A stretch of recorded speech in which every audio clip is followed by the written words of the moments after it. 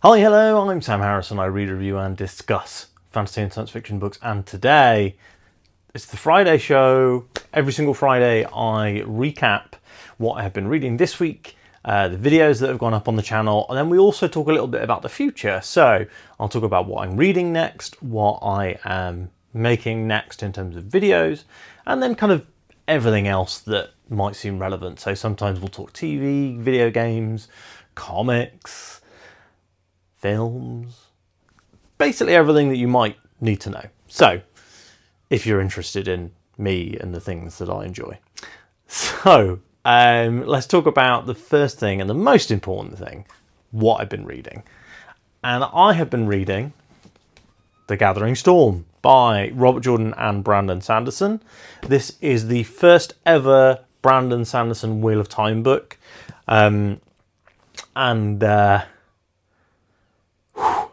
I literally just finished this. Like, I couldn't immediately record this video after finishing it because I had to like pace around my house for a bit and absorb the ending of this book. And like, I'm obviously pretty high on it because I have just finished it like 20 minutes ago and the ending was so good. This book was basically everything that I wanted. I'm shocked at how good this book was, knowing where Sanderson was in his writing career. Although I say that he had just before this written like two of my favourite books of his, Elantris and The Final Empire. But let's not talk about that. Let's talk about this book and how like rabid and insane I went for the ending of this book. So every Brandon Sanderson book has a sound avalanche. The last 30% of the book is this like breakneck pace, kind of rolling downhill towards the climax of the book. And Sanderson does that here too, and he does it incredibly well. He also does something that I think Jordan, like one of Jordan's biggest weaknesses, is that he's written so much, right? Jordan's written 11 books, 12 books if you include New Spring. He's written these 12 books, but he actually does not often refer back to past events. But Sanderson does that so much here. This book feels like a reward for reading 12 Wheel of Time books. There are so many references to things that happen in book 1, book 2, book 3. Sanderson revisits locations from earlier books that we've kind of abandoned in the later series. He revisits characters that have been missing since book 2. Sanderson has this reverence for the Wheel of Time that, as a Wheel of Time fan, I also have. It's like, imagine if there was like a fan fiction for one of your favourite stories of all time. But that fan fiction wasn't written, by your standard fan fiction author. It was written by like an incredibly accomplished fantasy author. That's how The Gathering Storm feels to me. It feels like the sequel series. So that back in the day, there were comic book sequel series for Buffy the Vampire Slayer and Smallville. Both of them were really, really well done by great writers who understood the show, who understood the characters and the kind of world that the characters inhabited it. Really, really, really well done. Brian Miller wrote the Smallville one. Unfortunately, I think Joss Whedon wrote the Buffy one, or like kind of executive produced it or whatever. Anyway, they were really, really good and really well done. And that feels kind of like what we have here. Sanderson has really, really smartly lopped off completely a ton of storylines that weren't really that important or interesting, and he has given prominence to the storylines that were exciting, that were interesting. Rand has a fantastic arc across this book, from where we find him right at the beginning, referring constantly through the book to the kind of horrible things that have happened to him in his journey to try and save the world, and all the times he's been betrayed and trapped and caged and beaten, and how he's made his way out of that. And then we get this, we get some really dramatic character beats with him, which kind of culminates with a really fantastic finale. We get something similar for Egwene as well. I mean, like, this book really does feel like Rand and Egwene's book. Egwene is better in this book than she has ever been. There are so many people who have said, like, oh, yeah, Egwene is fantastic. And I really liked Egwene to start with. But I felt like she got to a certain position, which, if you've read the books, you'll know. And then she kind of became less interesting over time. And then she's had a spike in the last two books, and this book in particular. Brandon Sanderson writes characters with great power very, very well. And I feel like in this book, he's written the two most powerful, most nuanced characters, because he's got that, like, 11 books worth of history to build on.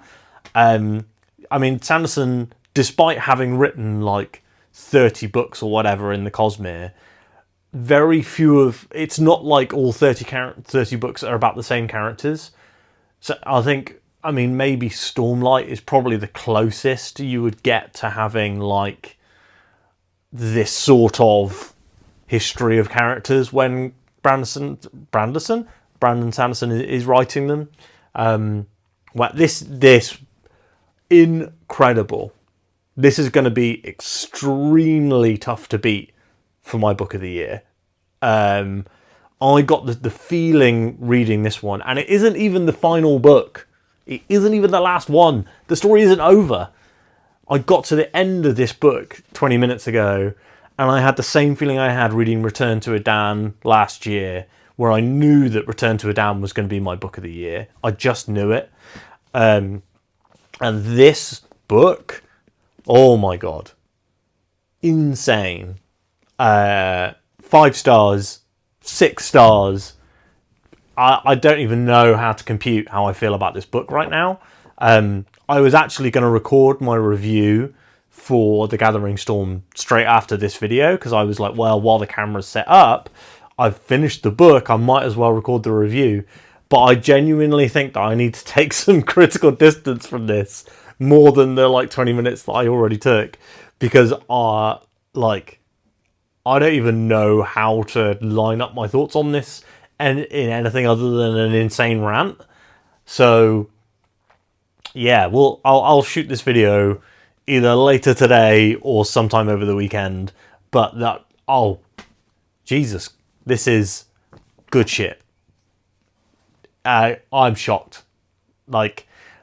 Sanderson at the early point in his career, having to take over this series from Robert Jordan, he's really done a great thing where he's kind of merged his writing style with Jordan's. He's not trying to be like, I'm going to write like Robert Jordan, but he has done all the things that Jordan does, that like the memorable ticks. He's done folding her arms under her breasts. He's done tugging her braid. He's done calling Vannon fat multiple times. He's done Swan Sanchez fishing metaphors. This book is... I have to stop talking about this book, because I feel like otherwise this whole Friday video is going to be me saying how amazing this book is. I cannot wait to read the next Wheel of Time book, and I cannot wait to discuss this with Matt. I don't think he's actually even started this yet. That's how quickly I read this. So, for a bit of behind-the-scenesing, I started this book on, I think, the 12th of May, right? It's the 23rd now, so 11 days. But I was at the 50% mark, 3 days ago. So it took me, 8 days to read half, and then, 3 days to read the other half of this book. And I think that yesterday morning, I was at, 60-70%. So I read 30% of an 800-page book in like 1.5 days. This book, insane. Insane.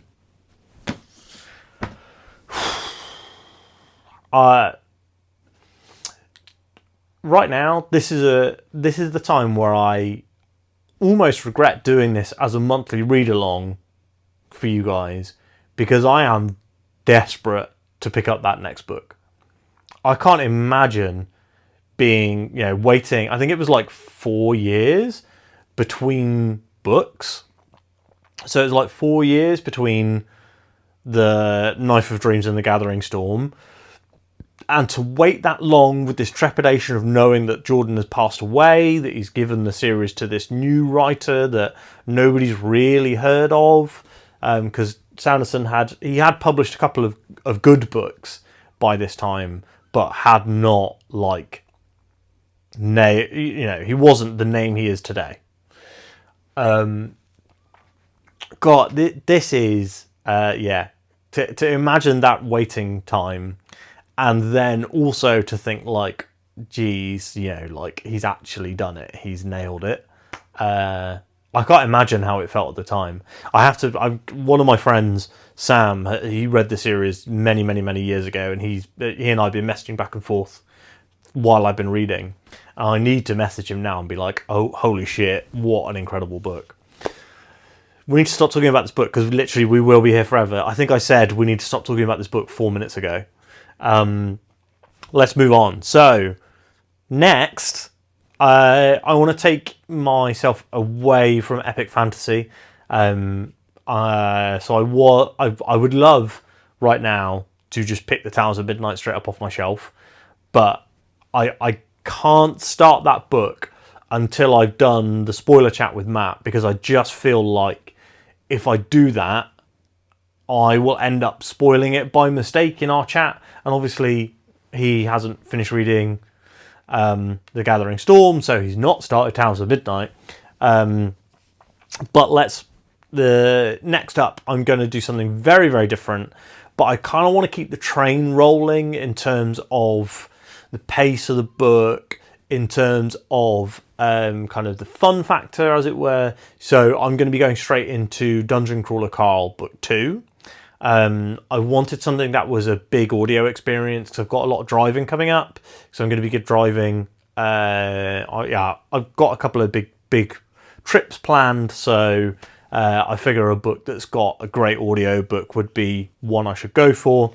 So yeah, I'll be reading that next. I haven't started it, obviously, because I literally just finished The Gathering Storm, but this evening I'm going to see the new Mission Impossible movie. But I'm going to go see it at the IMAX, which is like an hour's drive away. So because I kind of love Mission Impossible and was like, you know what, I want to see something at the IMAX. I keep planning on doing it and then not going. So I'm going to do that for Mission Impossible. And if it's great, I'll see Superman at the IMAX too. But I don't really know what that particular IMAX is like. So anyway, yeah, so Carl's Doomsday. Is it called Carl's Doomsday Scenario? I don't actually know. I will have to look at the old Audible and see what it's called. But Audible's obviously on my phone, which is being used to record this video. Whew! I need to try and calm down. I'm like vibrating from the end of that book. Anyway, so yeah, I'm really looking forward to getting more Dungeon Crawler Carl. I'm looking for something that's a bit of a change of pace. I'm looking for something that is a bit shorter than an epic fantasy. So I feel like that in particular is a great choice. I would imagine I will finish that before June. Obviously, the first book I want to read in June is going to be Towers of Midnight, but we'll see. After Carl's Doomsday Scenario, I do owe finishing a Wandering Inn book, so maybe that'll be where I go next. Anyway, yeah, so Carl, most likely we're looking at Dungeon Crawler Carl and then The Wandering Inn Volume 2. That's my current thought process. Hopefully that sounds fun to everybody. Video-wise this week, so on Monday you guys got my review for the third rule of time travel. Fun fact, I recorded that review twice because I recorded it straight after filming my Friday video, edited it, uploaded it, scheduled it, and then forgot about that. So filmed it again on Monday, edited it, went to upload it, and saw the video was already there. So I decided not to release the second video because when I finished filming the second one, I was like, did I wait too long after reading to review this book? Maybe. And then I was like, actually, the other version is probably better. Anyway, so we then I filmed my what I want to read for the rest of 2025 video for like new releases. The new Holly book is out like in 3 days or whatever. Maybe I should read that after Carl, and then, because with a Stephen King book you kind of want your review to be out early. Does that make sense? Because people are going to be interested in watching it. So maybe I'll get that from Audible and the library day one and see if I can review it straight away. I also said I was going to be reading The Devils. I will also read that. But I think there's less of a need to rush a review out for that one. So yeah, sounds like the next 4 books I'm going to read is probably going to be Dungeon Crawler Carl, Never Flinch by Stephen King, The Devils by Joe Abercrombie, and The Wandering Inn, and then after that, Towers of Midnight. That makes sense to everyone? I feel like that makes sense. So yeah, I was talking about 2025 books that I want to read, upcoming releases. There's a few smaller, or maybe not smaller, but like lesser known books on there. So I'd really recommend watching that video if you want to get some maybe left field recommendations. I'm looking forward to reading those, and hopefully I will be able to report back. This week, we're obviously going to have the Gathering Storm video on Monday. Wednesday, currently no plans. I might do a video around some comics that I've been reading lately. I feel like now is I've been toying recently with setting up a second channel about comics, because I didn't want the comics readers to be like, "Whoa, what's going on with the?" I didn't want comics readers to be like, "I'm not interested in this book content." I didn't want book readers to be like, "I'm not interested in this comics content," because that would ruin me in the algorithm. And I'm like, I don't know. But I also, and I've been feeling this for a while now, I feel like now I've hit 1,000 subscribers and the channel is monetized, I feel kind of less bothered about the algorithm, about how well the videos do and stuff like that. I feel like what I want from the channel is the community that we're building, and so I'm less bothered about how well particular videos do, or how poorly I might be doing in the algorithm, and I'm more concerned like I want to make good stuff that you guys enjoy. So maybe I will start adding comic book videos in. I recently read a book called 8 Billion Genies by Charles Soule. And I actually was kind of buddy reading this with Charlie from Charlie Read a Book. And maybe we will see if we can get some time together to do like a discussion around it. And maybe that'll be my first kind of comicsy video here. In a while. I've not done a comics video since I did one about the Absolute DC stuff last year. I did actually catch up on Absolute Batman as well, so maybe we'll talk about that. Yeah, I feel my thought process behind starting a comics channel or adding comics videos to this channel was I was like, oh, maybe that would inspire me to read more widely and to like, because at the moment I often will be like, I feel like reading a comic, and then I will be like, right, I'm going to read like, 20 issues of Daredevil, and then like I won't touch a comic again for like a month or 2 months or whatever. And I feel like that I want to bring to comics the like energy that I bring to my regular reading, where I'm like picking up a comic every day. I am checking in and keeping up with ongoing series and stuff like that. That's kind of what I wanted to do. Maybe I should start a second channel and make comics the focus there. I think that might work, as long as I do like less videos there and maybe try and pre-film a ton of stuff. That does make sense. Maybe we'll do that. Maybe we'll start a second channel, but I won't launch it until like 2 months' time, and I'll just pre-film a ton of reviews. That sounds like a good idea. Anyway, so let me know in the comments what you think. I'm sure that if you're a book reader, you don't want to get a notification from this channel that's like, hey, a new video's gone up, and it's just like me telling you how Daredevil is good. But maybe you want a video that's a bit more, maybe if you are into comics, having a second subscription is not really an issue or problem for most people. So yeah, let me know in the comments down below. Obviously the issue there is that if I start a second channel, I then have to rebuild the subscribers, and it might take a long time for me to hit 1,000 subscribers again, and then the monetization thing becomes an issue. We'll see. Anyway, so videos next week. Yeah, maybe we'll do 8 Billion Genies next week. Maybe we won't. Maybe I'll do nothing on Wednesday. It's only May, isn't it? It's not time to do the first half of the year or anything like that. It will be close to the end of the month. Maybe I could do my monthly wrap up, or maybe I push the monthly wrap up into the first week of June. That kind of makes sense, because then you're covering the whole month, you know. Anyway, moving on. So that's everything, isn't it? Actually, that's the whole video. Well, that's the whole bookish and YouTube-ish part of the video. So there'll obviously be a Friday show next Friday, same as there is every week. And then, who knows?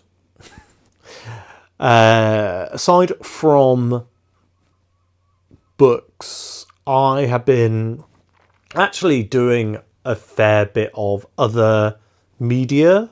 So I bought the game Fantasy Life this week. Well, Fantasy Life I, the Girl Who Steals Time.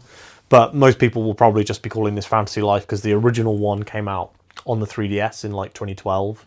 But that game, Fantasy Life, is something that I have like... I played like 100 hours of it at the time. I think about it all the time, constantly. Fantasy Life is like not my perfect game, but like it's really high up there. It's got all of the kind of freedom of a game like Stardew Valley. So if you're a Stardew Valley fan, you need to check out Fantasy Life like right now. It's incredible. If you are an Animal Crossing fan, also check out Fantasy Life. It kind of feels like a mix between the two. So you have like tons and tons of different activities that you can do. There's an interesting story, there's characters to meet and befriend, and you end up like building and growing this like town. It's also kind of Zelda-y as well. There's like fun combat, there's a ton of side activities to do. But there's like 14 different lives, and each life is like a different class. So there's like the standard fighting ones, like, you know, wizard, fighter, paladin. But then there's also like chef and miner and blacksmith, and like everything kind of feeds into each other. So like you become a miner, and then the miner, so you mine loads of materials. Then you become a blacksmith. Blacksmith then makes some armor for the paladin, who then is stronger and can go out and defeat harder enemies to get you access to more valuable resources and minerals and stuff. So it's really, really good. Everything kind of builds and flows into each other. I'm obsessed with this game. I'm going to be playing it a lot over the next few weeks, probably a lot while listening to audiobooks. So yeah, huge recommendation. It's going to be it's on PC, Xbox, PlayStation, Switch. It's on everything. And it's going to have a Switch 2 upgrade as well when the Switch 2 is out. So yeah, if you are interested at all in that kind of game, check Fantasy Life out. I've also been watching Peacemaker, the DC TV show. I'm trying to catch up on that before Superman comes out in July. So yeah, great show, very, very funny. There was a great joke about how Peacemaker doesn't believe that climate change is real. And he said, someone's like, "Of course, climate change is real." And then Peacemaker looks them dead in the eye and goes like, "Oh, so Facebook is just lying to me 24/7?" And I thought that was incredibly funny. The idea of kind of like an idiot who trusts Facebook, who's also a superhero, is quite good. And then I'm going to be seeing Mission Impossible tonight. So I used to, when I saw films, record like a YouTube short about the film, just being like a quick 10-minute review. I probably will continue to forget to do this, but I'll let you guys know next Friday at the very latest during this section what I thought of Mission Impossible. So what have you been reading? What are you going to be reading next? You have got any fun plans for the bank holiday weekend if you're in the UK? I will be hanging out with the family because it is my daughter's first birthday next week. So lots of fun birthday related events to happen. Yeah, chat to me what you're reading. Let me know if any of the books that I've said that I'm going to be reading have excited you, or if you've read any of the books that I've chatted about today. And while you're going down there to make that comment, please click on the like button to tell YouTube that you like this video, and so it will share it to more people. And of course, subscribe to the channel if you haven't, because you can get access to this video as soon as it goes live every single week, which is either a reward or a punishment. I'm not sure. Thanks so much for watching. Have a great weekend. I'll speak to you on Monday.